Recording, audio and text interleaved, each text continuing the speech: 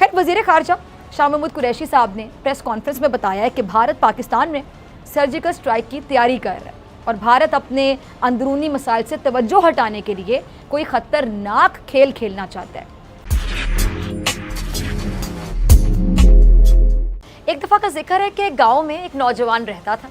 उसको सिक्के जमा करने का बहुत शौक था। सिक्के, उसके पास एक थैली होती थी और वो अपने तमाम सिक्के उस थैली में रखता था और वो डर के मारे कि कोई उसकी थैली चुरा ना ले, इस वजह से वो अपनी थैली को हर वक्त अपने पास रखता था, अपने साथ रखता था। अच्छा, एक दिन क्या हुआ कि उसकी थैली मुकम्मल तौर पर भर चुकी थी। अब वो अपनी थैली की और भी ज़्यादा, आप समझ लें कि हिफाजत करना शुरू हो गया। अब एक दिन वो एक टूटे हुए पुल के ऊपर से जा रहा था। उस पुल के नीचे से दरिया बहता था। अचानक उस बेचारे का पाँव फिसल गया और वो उसमें जा गिरा। वो बहुत मुश्किल से वहाँ से निकल आया, मगर अफसोस कि वो अपनी सिक्कों की थैली वहाँ खो बैठा। उसने उसे तलाश करने की बहुत कोशिश की मगर कामयाब ना हो सका। आखिर उसने ऐलान करवाया कि जो शख्स उसकी सिक्कों वाली थैली ढूंढ कर लाएगा वो इसको उसमें से 10 सिक्के इनाम के तौर पर देगा। आखिर एक दिन उसके पास एक किसान आया और उसके पास उसकी अशरफियों वाली थैली थी। उस किसान ने वो थैली उस नौजवान के हाथ में थमा दी। वो लड़का उस थैली को देखकर बहुत खुश हुआ, मगर जब किसान ने उसका इनाम मांगा कि आपने इनाम का ऐलान किया था तो मेरा इनाम किधर है, तो उस लड़के के दिल में लालच आ गया। उसने कहा कि तुम पहले ही इसमें से अपना इनाम चुरा चुके हो।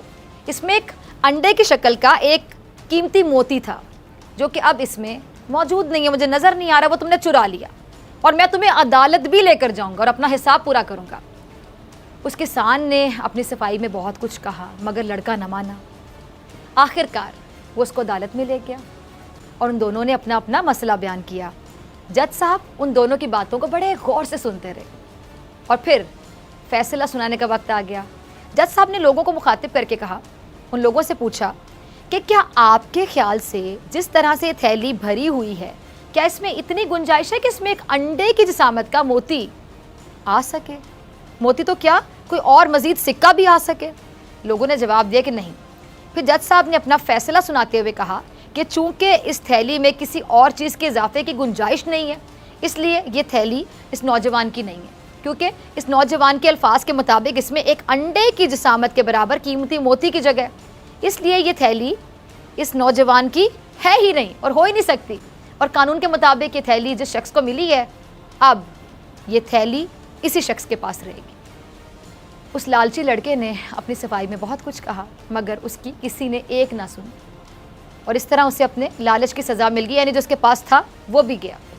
खैर, वज़ीर ख़ारजा शाह महमूद कुरैशी साहब ने प्रेस कॉन्फ्रेंस में बताया है कि भारत पाकिस्तान में सर्जिकल स्ट्राइक की तैयारी कर रहा है और भारत अपने अंदरूनी मसाइल से तवज्जो हटाने के लिए कोई ख़तरनाक खेल खेलना चाहता है। जना साहब, आपकी तरफ आना चाहूँगी। अब ये सर्जिकल स्ट्राइक के हवाले से जो बातें हो रही हैं और भारत ने पहले भी ऐसी हरकत करने की कोशिश की और आपको भी पता है कि भारत ये हरकतें कब करता है, जब भारत अपने अंदर मसाइल को हैंडल नहीं कर पा रहा होता। अभी आपके सामने उनके मसाइल जितने भी हैं, कोरोना वायरस तक कंट्रोल नहीं हो रहा नरेंद्र मोदी से, बीजेपी गवर्नमेंट से, कश्मीर का मामला आपके सामने है और तो और ये जो पंजाबियों का, ये सिखों का जो मामला है वो भी आपके सामने है कि दुनिया भर में उनका एहतजाज फैल चुके हैं, उनकी आवाज़ फैल चुकी है, लोग उनके हामी हैं, उनके हक में बात करें। नरेंद्र मोदी के लिए ये बहुत एक ऐसा लम्हा है कि उसको सोचना चाहिए, अपनी परफॉर्मेंस पे ध्यान देना चाहिए। लेकिन हैरत की बात है कि अभी भी उसके दिमाग पर पाकिस्तान सवार है, अभी भी उसके असाब पर पाकिस्तान सवार है, अभी भी वो चाह रहा है कि कुछ ना कुछ पाकिस्तान में ऐसा किया जाए कि जो वोटर्स उससे नाराज़ हैं, मायूस हैं, वो शायद ये सोचकर खुश हो जाएं कि शायद पाकिस्तान पर अगर कुछ हमला कर दिया जाता है, कोई इस तरह की फॉल्स ऑपरेशन कर दिया जाता है, कुछ सर्जिकल स्ट्राइक कर दी जाती है, तो शायद नरेंद्र मोदी अपने वोटर्स को वापस अपनी तरफ करना चाहता है। आप इस बात से अग्री करते हैं? और साथ ही भारत के 27 फरवरी का दिन भूल गया जाना साहब, अगर ऐसी हरकत दोबारा करेगा उसको नहीं पता कि मुँह की खाना पड़ेगी पाकिस्तान से अगर वो पंगा करने की कोशिश करेगा। डॉक्टर फिदा, मैं नहीं समझता कि पाकिस्तान जो है वो हिंदुस्तान की या नरेंद्र मोदी की नर्व्स पे सवार है। पाकिस्तान एक पंचिंग बैग है जो हिंदुस्तान ने अपने लिए बना लिया है। जब भी उनके इंटरनल इश्यूज होते हैं, कश्मीर में कुछ हो तो इल्जाम पाकिस्तान पे, अगर किसान मूवमेंट हो तो उसको वो खालिस्तान मूवमेंट कहते हैं और उसका इल्जाम भी पाकिस्तान पर है। अगर वो सिटीजन अमेंडमेंट एक्ट लाते हैं और बिहारियों और महाजरों को बेघर कर देते हैं तो उसका इल्जाम भी पाकिस्तान पे आता है।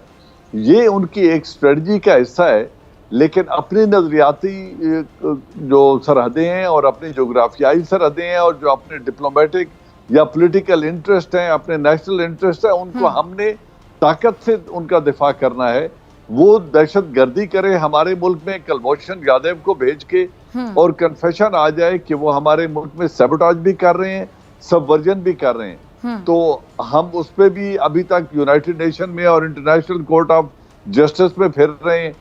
फिर उन्होंने चाइनी मिशन के ऊपर, कॉन्सुलेट के ऊपर अटैक कर दिया, उन्होंने हमारी स्टॉक एक्सचेंज के ऊपर हमला कर दिया, उन्होंने फिर 4 साल पहले हमारे जो APS था उसके ऊपर हमला कराया और हमारे बच्चों को शहीद कर दिया। हम कब तक ये लाइंग लो देखते रहेंगे? And will keep taking it जब तक हिंदुस्तान को उन्हीं कॉइन्स में जवाब नहीं दिया जाएगा जो जबान वो समझता है, तो हिंदुस्तान ये कुछ करता रहेगा। अभी आप सीज फायर वायलेशन गिन रही थी, 3000 सीज फायर वायलेशन हो चुकी है। क्यों हिंदुस्तान की इतनी जरूरत है कि वो ये सब कुछ किया जाता है? क्योंकि हम अच्छे बच्चों की तरह हम अपने आप को अपने ऊपर एक moral and discipline and political शिकंजा अपने गिर्द कसा हुआ है हमने, और हम समझते हैं हमने सिर्फ यूनाइटेड नेशन से एहतजाज करना है। हिंदुस्तान ने तो आज तक शिमला एग्रीमेंट, जो बायलैटरल कॉन्फ्लिक्ट रेजोल्यूशन का एक मैकेनिज्म बनाया गया था, 50 बरस के बाद उसमें क्या पेशरफ्त हुई है? फिर उन्होंने लाहौर डिक्लेरेशन किया, क्या पेशरफ्त हुई है? और इस शिमला एग्रीमेंट के बाद उन्होंने सियाचिन ऑक्यूपाई कर दिया, हमारा PC ओरायन त्यारा तबाह कर दिया, सर क्रीक को उन्होंने ऑक्यूपाई किया हुआ है। तो जब ये म्यूचुअल कॉन्फ्लिक्ट रेजोल्यूशन का मैकेनिज्म वर्क ही नहीं करता, तो हम तो वो भी पॉलिटिकल रिजॉल्व शो नहीं कर रहे कि इन मुआहिदों को उठाकर नल एंड वाइड कर दें और पार्लिमानी एक्शन के जरिए इनको उठा के बाहर फेंकें जी। तो जब तक हम हिंदुस्तान को उस तरह का जवाब नहीं देंगे, उस जबान में जवाब नहीं देंगे जो वो समझता है, तो हिंदुस्तान आए दिन कभी वो पुलवामा करेगा, कभी वो पठानकोट करेगा, कभी राजौरी करेगा, कभी वो मुंबई होटल का इंसिडेंट करेगा, और तमाम तर इल्जामात वो पाकिस्तान पे लगाता रहेगा। अगर हम सुनते रहेंगे तो हर दूसरे दिन ये कार्रवाई करेगा, और अगर हम 27 फरवरी जैसा एक जवाब दे देंगे टिका के, तो वो इन हरकतों से बाज आ जाएगा। ठीक है जी, काफ़ी डिटेल में आपने बड़ी अहम बातें की। अच्छा जी, शाहिद अमीन साहब आपकी तरफ आना चाहूँगी। जनरल साहब को आपने सुना। शाहिद अमीन साहब, सिफारती सतह पे पाकिस्तान को आप कहाँ देखते हैं, और मज़ीद क्या इक़दाम करने चाहिए? कोई फ्लॉज है हमारे जिन्हें हमें फिक्स करना है? आपके मुताबिक क्या किया जाना चाहिए कि ईंट का जवाब वाकई पत्थर से दिया जाए? अब तो मेरे ख्याल से वक्त है, अब तो देना ज़रूरी है। ईंट का जवाब पत्थर से देने का एक नतीजा ये निकल सकता है कि फौजी तसादुम हो जाएगा जी, और फिर उसके जो नताइज हैं वो दोनों मुल्कों के लिए इंतहाई खतरनाक होंगे, बिल्कुल अनप्रेडिक्टेबल होंगे। और शायद साहब, सॉरी मैं आपकी बात काट रही हूँ, भारत तो चाहता ही है कि तसादुम हो जाए, किसी तरह जंग की तरफ बात चली जाए। और हमारी कोशिश होनी चाहिए कि तसादुम ना हो, क्योंकि दोनों मुल्क न्यूक्लियर ताकतें हैं। तसादुम जो है वो दोनों के लिए बर्बादी का नतीजा होगा। शायद साहब मैं आपकी बात से एग्री करती हूँ, लेकिन हमारी जो अमन की ख्वाहिश है, जो अमन की बात की जाती है हमारे यहाँ से, उसको वो बहुत ज्यादा हल्का ले रहे हैं। उनको लगता है शायद हमारी कोई कमजोरी है, हमारी कोई वीकनेस है। दरमियान का कोई फिर रास्ता हम कौन सा इख्तियार कर सकते हैं? नहीं, देखिए, हमें यकीनन अपनी पॉलिसी को जहाँ तक एक्टिवेट कर सकते हैं करना चाहिए। वो तो इल्जाम लगाते हैं कि हिंदुस्तान में जो कश्मीर में वाक़यात हो रहे हैं उसके पीछे पाकिस्तान है। वो कहते हैं जो आजकल किसानों का वहां पे हो रहा है उसके पीछे पाकिस्तान है।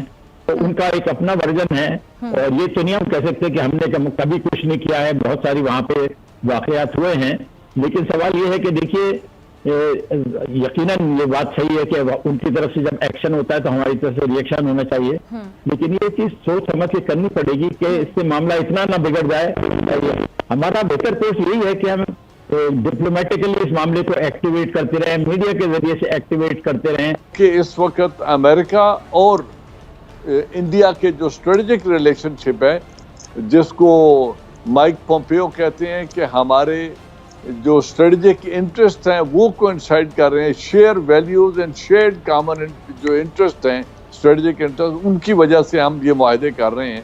तो मुझे नहीं लगता कि कोई बड़ी कार्रवाई हिंदुस्तान के खिलाफ होने जा रही।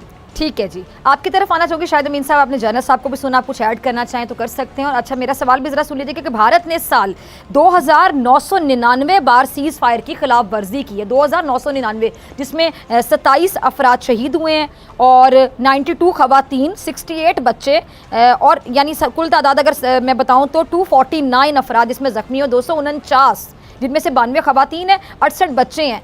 अब ऐसे में 2003 का जो सीज फायर मुआहदा है, आपके मुताबिक शाहिद साहब कहाँ स्टैंड करता है? कि दुनिया में हर मुल्क अपनी कौमी मफाद के मुताबिक पॉलिसी बनाता है, क्योंकि इंडिया जो है एक बड़ा मुल्क है, बड़ी मार्केट है।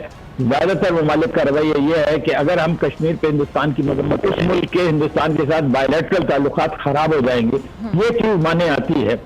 तो इसलिए हमें इस सिलसिले में पूरी कोशिश करनी चाहिए और उम्मीद करनी चाहिए कि जो ये दोनों मुल्कों में न्यूक्लियर भी एक ताकत है, उसके एक जंग का एक खतरा भी मौजूद है। अगर इंडिया को सर्जिकल स्ट्राइक करता है तो मामला बिगड़ सकता है। तो इस तरीके से इंटरनेशनल कम्युनिटी की तवज्जो को किसी तरीके से कश्मीर के बारे में और हिंदुस्तान का जो रवैया है उसके बारे में लाया जाए, ये कोशिश जारी रहनी चाहिए। ठीक है, उतनी कामयाबी नहीं हो रही जितनी हमारी ख्वाहिश है।